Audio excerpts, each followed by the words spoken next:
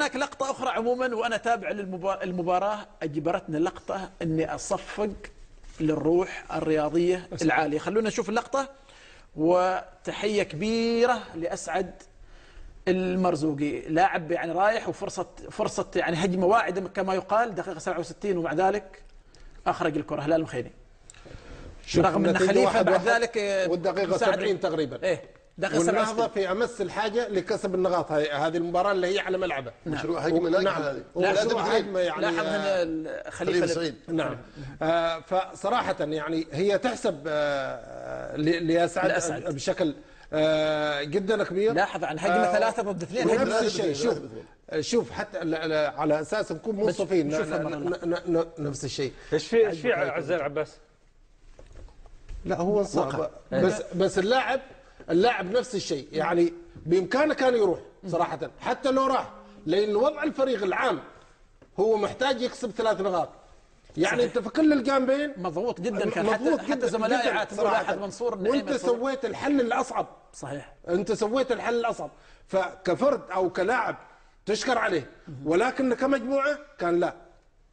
انا اقول لك لو انا مكانك كمدرب اقول له روح، لانه هي في الثلث الاخير اللعبه، هي في الثلث الاخير يعني انت لو تشوف يعني بدون روح رياضيه. لا مش روح رياضيه، مش روح رياضيه، لانه الاصابه انا ذكرت لك اياها خالد، ما فيها شيء، ما فيها اصابه. هذه كوره الان انت خالد عزان وجد نفسه اللقطه واضحه انه ما قادر يوصل للكره. يا سلام يا سلام صح، هذه اللي بوصل لها انا ما تبغى يعني احنا نتكلم عن كل لاعب. طيب لحظه في المقابل نفسه انه ما قادر يسيطر على الكرة. هل أسعد على علم بأن اللاعب يمثل أو غيره؟ لا ما يعرف. هي مش مسألة أسعد ما يعرف. بس ما فيها يا أخي لاعب إيطالي. لحظة بعطيك مثال، لاعب إيطالي دي كانوا تقريبا هذاك لاعب إيطالي.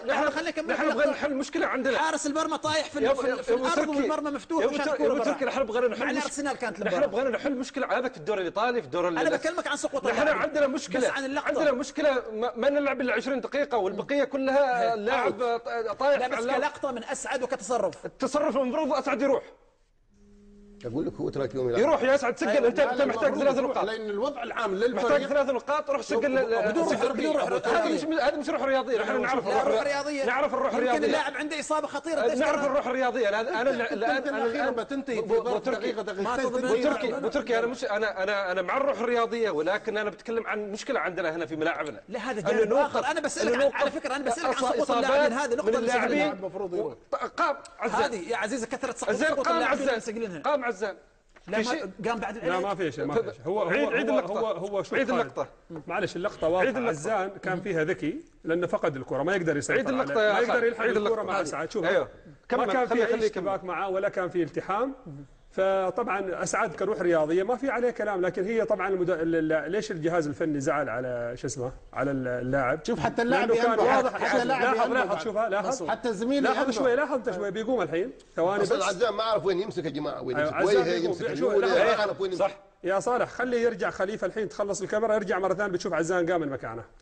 ما في شيء، لقطه عاديه جدا، بس لانه فقد الكره وكان لاعب ذكي استغل ايش عمل له؟ طيب ايش عمل له؟ لكن هو لا بس اسعد طبعا طبيعي انه روح رياضيه عاليه جدا. طيب